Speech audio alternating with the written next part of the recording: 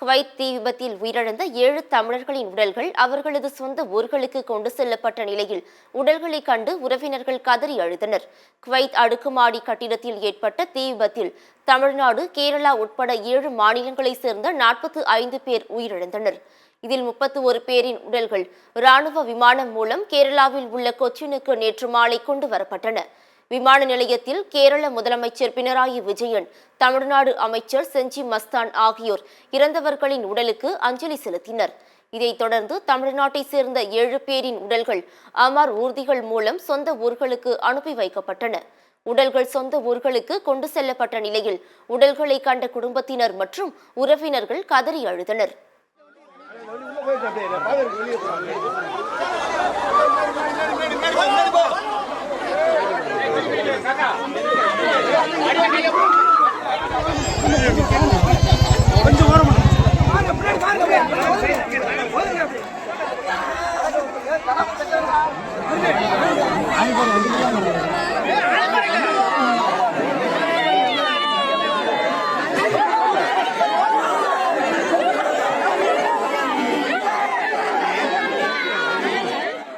Kuwait தீ விபத்தில் உயிரிழந்த திருச்சியை சேர்ந்த ராஜீவின் உடல் அவரது சொந்த ஊருக்கு நேற்றிரவு கொண்டு செல்லப்பட்டது.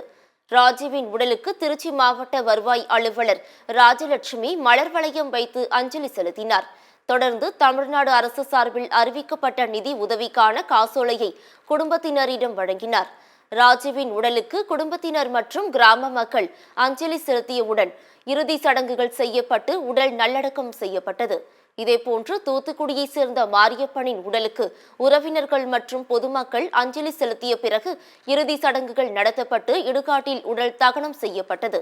இந்நிலையில் குவைத் தீ விபத்தில் உயிரிழந்த தூத்துக்குடியை சேர்ந்த மாரியப்பனின் மனைவிக்கு அரசு வேலை வழங்க தமிழக அரசு நடவடிக்கை எடுக்க வேண்டும் என்று உறவினர்கள் வேண்டுகோள் விடுத்துள்ளனர். அவளுக்கு அவளோட மாரியப்பனோட ஒய்ஃபுக்கு வயசு 32 வயசு ஆகுது. அவள் கரசில் இப்போ படிச்சுக்கிட்டு இருக்கா, தொலைதூர கல்வி. அவளுக்கு ஏதாவது ஒரு வாய்ப்பு கொடுக்குற மாதிரி கவர்மெண்ட்டில் ஒரு வேலை வாய்ப்பு கொடுத்தா நல்லாயிருக்கும். இது எங்களோட கோரிக்கையாக முன்வைக்கிறோம். கலெக்டர் இப்போ எல்லாம் முடிஞ்சதுக்கப்புறம் அந்த தமிழக அரசு அறிவிச்சிருக்க நிவாரணத்தை கொடுக்குற மாதிரி சொல்லியிருக்காங்க. இந்நிலையில் குவைத் தீ விபத்தில் உயிரிழந்த சென்னை ராயபுரத்தை சேர்ந்த சிவசங்கர் கோவிந்தனின் உடல் கொச்சியில் இருந்து சாலை மார்க்கமாக சென்னை கொண்டு வரப்பட்டது. நேற்று மாலை கொச்சியில் இருந்து புறப்பட்ட உடல் இன்று அதிகாலை சென்னையில் உள்ள அவரது இல்லத்திற்கு கொண்டு வரப்பட்டது. உடலை கண்டு அவரது குடும்பத்தினர் மற்றும் உறவினர்கள் கதறி அழுதனர்.